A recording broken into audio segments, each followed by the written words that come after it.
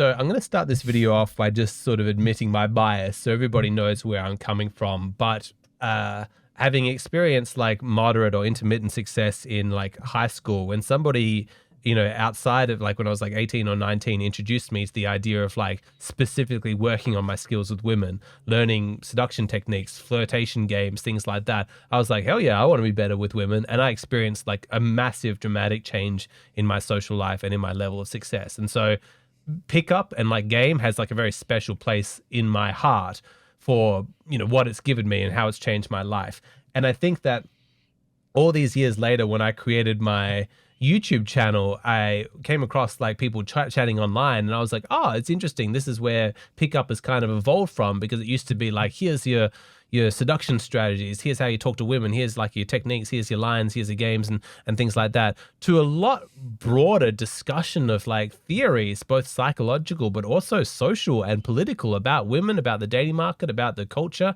And I found it fascinating, and the rest is history. I dived in and now I'm part of that. But I always had a sort of mistaken assumption, I suppose, that the people who were watching my channel had the same journey that I did, that they had learned the strategies, the techniques, they learned how to speak to women, and now they wanted to understand why they were working, essentially. Like, why did those theories actually work? Why were they effective? And how to apply them, not just in like the first couple of dates or when you're meeting women, but like in long-term relationships. That's where I fit in. And what I've learned sort of the hard way over the years is that assumption was entirely mistaken. There's a large number of men, especially young guys, who have grown up watching content like mine and other content creators, going on forums, going on blogs, whatever, learning about this theory, who really have no experience with pickup, who never learned the stuff that I learned. And it seems like a huge waste. And so every now and then, probably one in 6 to 10 videos or so, I try and do a video with some dating tips, with some seduction tips, something like that, things that I learned that really helped me. And to my dismay, I still haven't learned my lesson. They're consistently the lowest view count of any of my videos. There just doesn't seem to be the appetite for it. Now, maybe that's because people are expecting something different when they come to my channel, but what worries me is that there is an undervaluing of pickup and game and like its value and even its worth having. Like, people maybe feel like they need to understand the psychology and the theory behind it without actually working on the skills themselves. That's my concern. I want to check in with Matt though. Do you think that that's an accurate diagnosis, or is my bias getting in the way again? I don't think your bias is getting in the way. I don't have a very solid bead on like the youth and what they're up to. The youth, the youngins. Right. I mean, I was one until very recently. I'm technically middle-aged because that's what 30 is. That's I can do the math. But I think that my explanation for why your bias is likely correct, or my explanation for what's behind your bias, is that I think it's never been easier to become extremely educated on a topic that you've never had contact with, right? Like you can binge hard on any topic you want, and you can know thousands of terms and concepts and history and philosophy, and never once like picked up a bow and arrow or whatever the actual task is, right? Because all the information is just freshly at your fingertips, and it's fascinating. It's edited well. It's got music. It's exciting. The people are funny. It's just TV at this point. And so I think theory has become its own source of entertainment for people, and getting out there and socializing in a somewhat tricky, hostile sexual climate is actually a terrible idea for a lot of men, kind of instinctively. They'd rather just learn about it and feel great in the knowing of it.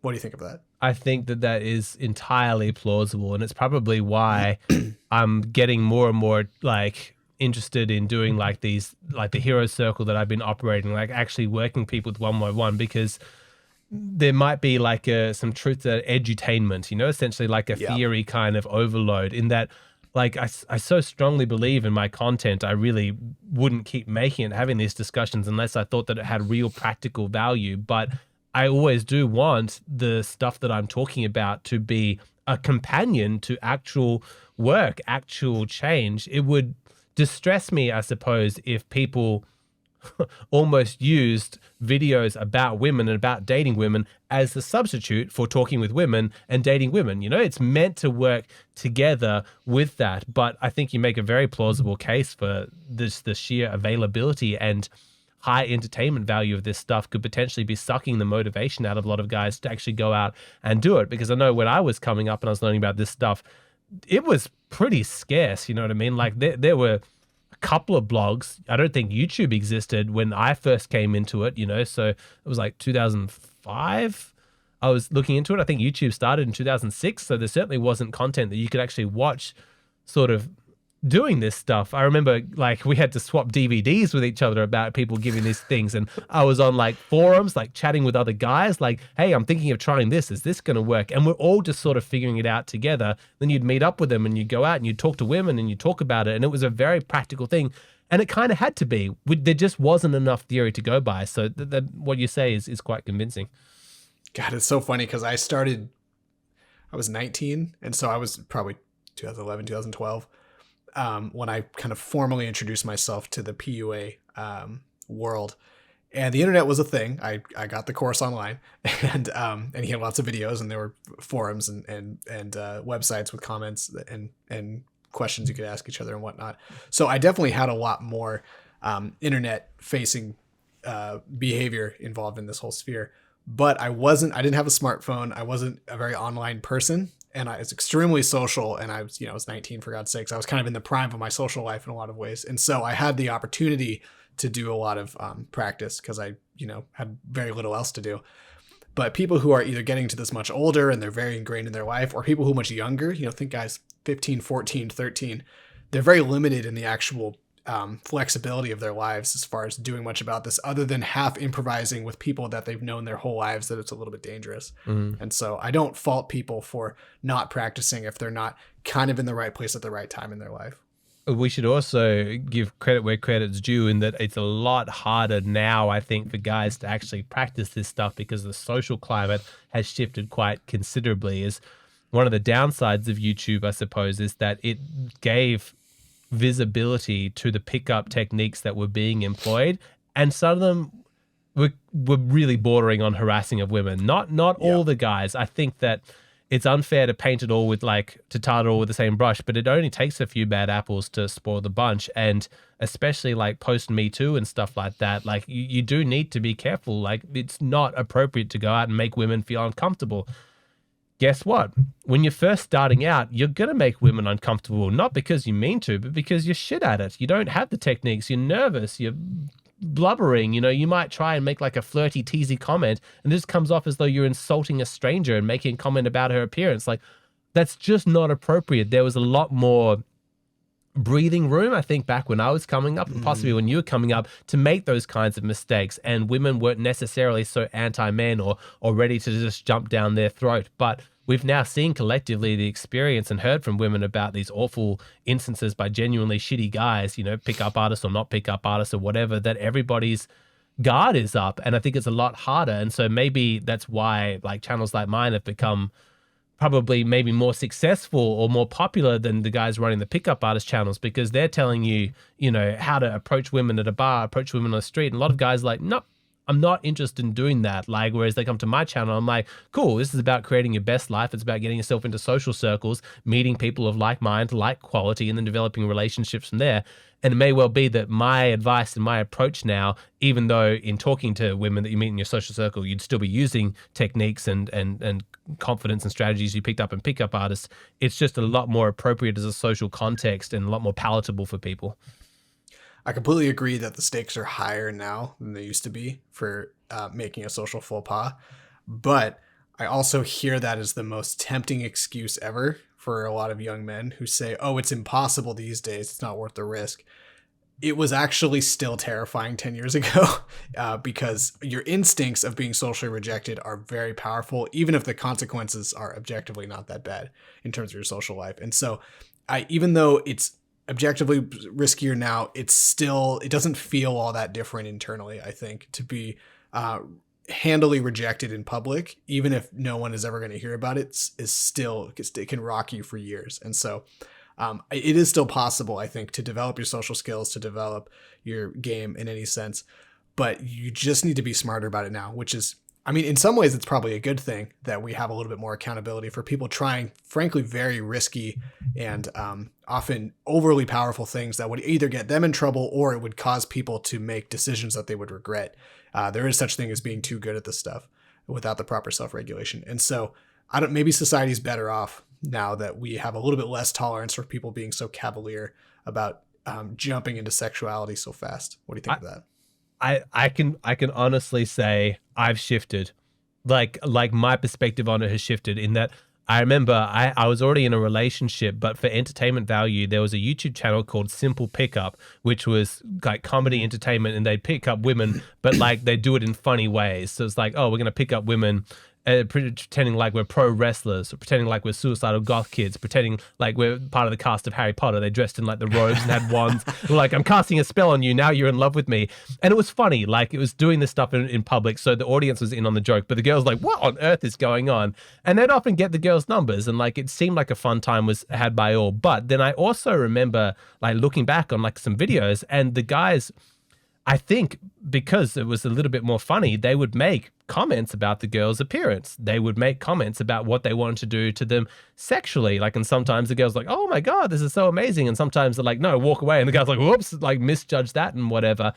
And it's interesting, and it's potentially a little bit dangerous to sort of admit this confession, but I used to think it was funny. I don't really think it's funny anymore. I think, like everybody, you've just been sort of forced to, and I've also sorted out because it's part of my work and part of my just caring about human being, but I've listened to enough stories from women now, and I have a much better understanding about how it's different for them if a stranger comes up and starts making sexual comments to them than it would be if it's a man. So it used to be, I didn't really think it was that big of a deal. Like it was funny, they're smiling, whatever.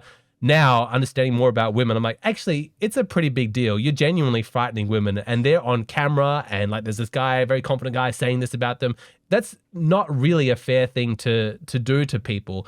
And so if that's happened inside me, I'd say that's collectively happened kind of inside everybody. But I so strongly agree with you that that is a very convenient excuse to make to not develop these skills, which I do think is somewhat essential. I just think you need to be more cautious about it, perhaps if for no other reason than out of self-protection, because you don't want to end up on the wrong end of an accusation. Yeah, it makes me wonder, would you still recommend that men explore pickup content from a previous generation with the added caveat that we live in a different time and that you want to blanket that with some fine tuning so that you don't get yourself in trouble? I don't believe in the historical censoring of things that existed. Like, I think you have to judge things mostly based on the time and the context, and it's fine to say, oh, that's not appropriate now. I'm reading my daughter children's books where like some of the language is extremely non-PC, and like we're reading Beatrix Potter, like Peter Rabbit and stuff like that, and it's shocking. I'm like, cool, like they seem like anthropomorphized creatures that have conversations and goals and dreams, and they wear clothes. And then the end of the book is like, of course, his father got caught by the farmer and ended up in the curry, so they never saw him again. Like they just get killed off instantly, and I'm like, oh my God, like, is this okay for like my child to read about this beloved character just getting killed like so kind of quickly? But I would hate to sort of censor it. Like, so yeah, if they're not available anymore, those simple pickup videos. But I think that so long as you understand that it's different now, you should get to watch them. But I don't have any up-to-date recommendations because I don't have enough time in my life to go looking at pickup channels. It's not relevant to me whatsoever, but I often get asked for references for like, hey, who do you recommend that I go and learn that about? I just have nowhere to point to. I say, just type stuff into YouTube and find somebody you resonate with. Do you by chance have any recommendations you could point people to? My actual history with pickup is that I gave a whole lot of attention to just a couple people. I didn't do a very wide sweep of the landscape. And so I actually probably do this with a lot of topics where I become a fanboy for just a couple of people, and then I kind of forget about the rest. And so I'm not going to say that these guys are the best because I've done the survey and these guys have the best 5 qualities. Like, it's just, I got a whole lot of value from one guy in particular named Josh Pellissier, who's long out of the game at this point, if you ever heard of him. And then Pellicer. His product is old, but he's very good because he kind of maps out like I think he takes a pretty ethical approach, at least from the material that I was able to see. And also a guy named Dan Bacon has got some good stuff, some effective stuff. I don't know much about his like value system because I haven't listened to nearly as much of him as a person, but as far as just good advice, I think he's got pretty good advice. And both of these guys, and this is an important caveat that you actually had, I think, in a different conversation with someone. Both of these guys are very normie looking. They're not beautiful chads who just, recommend that you go up and flex and it works out. Like they're both not conventionally very attractive men, and yet their charisma just kind of bleeds through them, and it's incredibly inviting. Even as a man watching them, you're like, oh shit, I see why this would work. I really like this guy. And so you can learn a lot just from being witness to a lot of that same kind of charisma.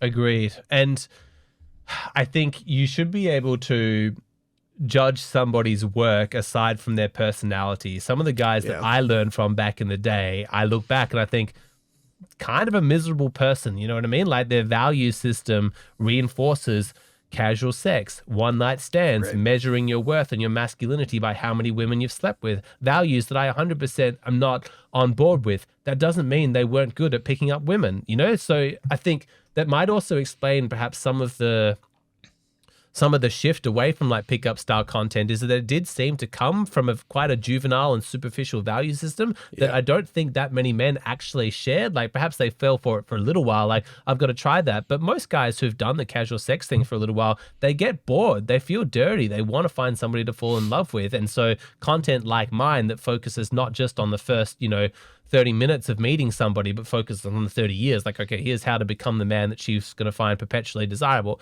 Here's how to communicate in a relationship. Here's how to get yourself into that relationship in the dating phase over, 1 to 6 months. It's probably a lot more relatable to guys and the value systems that a lot of men have as men get sick of the promiscuous culture. I agree with the sentiment completely that you should be able to separate competence in a narrow skill set from holistic competence in one's life and maturity. But because we're dealing with something this personal, which is the kind of people that you'll be attracting, there's something to be said that like this stuff works on everyone. Like that's kind of true. But also certain techniques are kind of tailor-made for certain kinds of women with certain kinds of values, I would say. Yeah, and exactly. So I would say that if you really want a long-lasting, healthy, high-quality relationship, that you'll do better by finding a coach or a source of advice that does have evidence that he has achieved that or something close to it. If he is really, really good at short-term, casual hookups, his advice is optimized for that. And it might still be useful, but you need to keep that in perspective, that you're using a toolkit that is for one task that doesn't perfectly translate to another task. Yeah, I think I didn't reveal it for a number of years, but I'm thinking perhaps now that people know that I'm in a relationship and everything I talk about has at least worked for me personally in my life, if that's also what they're seeking, that's probably why they're still here. If you are looking at my content as an instruction guide on how to sleep with a new woman every single week, there's no point really coming to me, because I don't know if I know how to tell you how to do that. I never did that myself, so I've got limited perspective. But it was so, like, in addition to actually helping you succeed with women in a practical manner, to me, there was also a massive psychological and self-esteem benefit to learning the pickup stuff, because I think that in the same way that, like, the idea of like clearing your sexual debt, there's something about clearing your self-esteem debt, in that if part of you has been useless at speaking to women for a number of years, if you meet the soulmate like of your life and you're like, okay, we could just settle down forever, but you haven't proved to yourself that it could have been another girl, you might bring to that relationship a certain amount of neediness and clinginess that could sort of eat away at the integrity of that relationship, kind of like a cancer. And that's not necessarily good. And so I know one of the things that Pickup and Game did for me was reassure me that, this sounds awful, but that my partner could be replaced essentially, not in terms of her quality or our pair bonding, but in terms of I wouldn't be so useless at speaking to women that I'd be stuck in perpetual loneliness were it not for her. It's like, no. Yeah. I proved to myself over a number of, months, years, whatever, that I'm able to talk with women. I'm able to date with women. I'm able to make women attracted to me, And so it gives me a confidence and a reassurance inside myself and an energy boost to my own masculinity in terms of like, I'm good, I've got this, that then translates for the rest of my life, knowing that I had that period. And I do worry about men who never have that period. What if they never actually reveal to themselves that they do have the skill, that they're able to do this? What if they find a great girl, they settle down, but that's always a question that hangs over their head? Not about sexually proving themselves, but just about, did I cheat? am I actually competent at speaking to women? Am I socially calibrated? Am I able to do this? So that's something that worries me. So that was one of the things I got from pickup. Is that something that you also experienced, Matt? Oh, absolutely. Although I think I took the experiment too far, because I was one of these guys who believed that, and in fact, this is one of the dark truths of getting really deep into pickup, that I believed, and this is the gametes game, that it didn't count as proof that I was an attractive, valuable person unless sex was actually happening. Right? I know a lot of guys have that. Yep. Yeah, so many guys who think like, oh, she's attracted, she wants to hang out, she's laughing at my jokes, she wants to go on a date, she like is very happy to see me. No, that doesn't mean anything. I need proof. And that's totally your gametes pulling the wool over your eyes. And the dark truth of that is that even after sex happens, you can still get rejected and told that you're kind of worthless. And so the same insecurities just come back over again. So like sex is kind of meaningless as proof. You know, it's actually about being consistently validated that moderates your kind of social metric of how your self-esteem is, right? And that's kind of how we measure our self-esteem largely, is like how much are we getting rejected day to day versus how much do people seem to want to be around us. And you can somewhat internalize it so that it's independent of other people, but that also bleeds into narcissism, where if everybody fucking hates you and you still love yourself, you maybe have something to work on there. 100%. So that's kind of a cautionary tale that you learned from pickup. As we wrap up the video, were there any other like important insights that you feel like pickup gave you that, if you talk about, might inspire guys who've been putting it off or a bit lazy to actually look into it? Yeah, I have a handful actually that I wrote down, but maybe this would be a good topic for another video of like my longer list, because they each are, I think, quite worthy of their own subjects. Yeah. But I'd say the very first one, the number one lesson that I got, and this is something that I said to our friends in Thailand when we did our men's group out there, maybe you'll remember me saying this, is that for the most part, what game is and what pickup is not building a new personality. It's mostly about learning to get out of your own way and let your instincts actually lead, because you're the end of a chain of billions of years of successful reproduction, right? You know how to do this in your bones. You just need to get out of your own way and learn to release that guy. You don't need to invent a new person. You just need to take the blockages from the flow of your own sexy masculine energy. And if you can internalize that to the point where it's not making a new guy, it's just letting the real guy out, I think you might find it a lot easier, a lot less daunting, a lot more authentic, and a lot more effective. That was my experience. Interesting. Yeah. I would agree with that.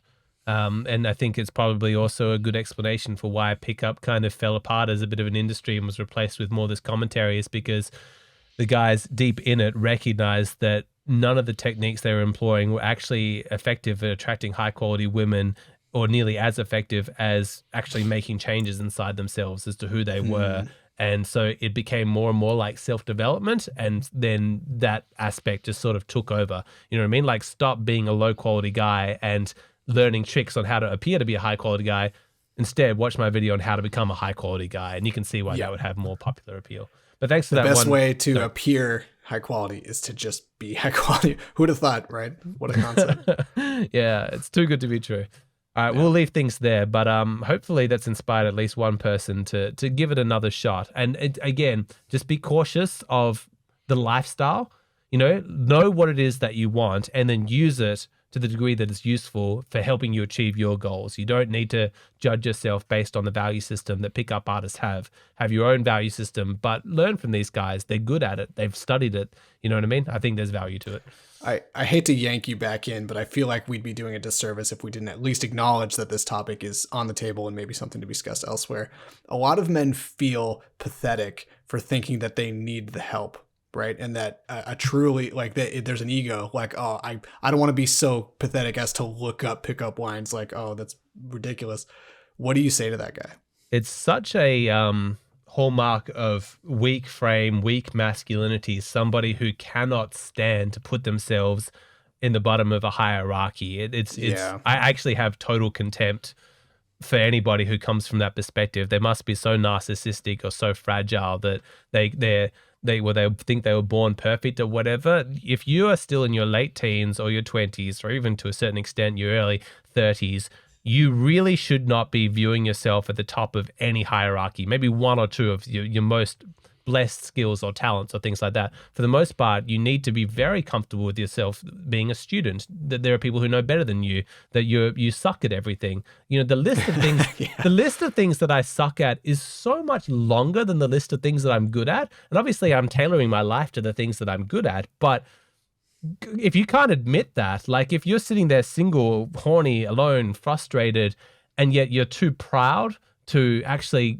look it up and learn from somebody who's actually studied and learned this stuff, you have my absolute contempt. I feel like I need to slap you and say, dude, get the fuck over yourself. You're only hurting yourself. So I didn't think to add that as a disclaimer, because I wouldn't think that anybody on my Patreon would be so prideful or egotistic, else they wouldn't come to listen to me. Do you know what I mean? But yeah, if there is anybody out there, get your head out of your ass. Wow, that was powerful. I love that. And then now there's the inevitable question, which we definitely shouldn't talk about, is if women feel that men who learn pickup are somehow contemptible for doing that because it feels manipulative and fake and whatnot. And that's something we should talk about at some point. Yeah, because I've heard that claim from women who hear about what it is and they're like, oh my God, that's horrible. Why would anyone ever, like, that's so manipulative and cruel and evil to like turn yourself into this guy. I'm like, whoa, that's a lot of emotion. How do we deal with that? Women are always going to feel that way because they don't like the idea that they could potentially be duped. You know, they want to be able to judge a man's quality and have their own standard or criteria. So the idea of a bunch of low quality guys learning techniques on how to better present themselves as high quality is like a woman's worst nightmare. Obviously, they're going to hate that, but this is a situation where you need to be sexually selfish in your strategy. Wow, damn, what an answer. Okay, well then we certainly have more to discuss. This will be fun. All right, we'll have to tug these threads in another video, but thanks for sticking with us in those addendums. Thanks, guys. We'll see you in the next one.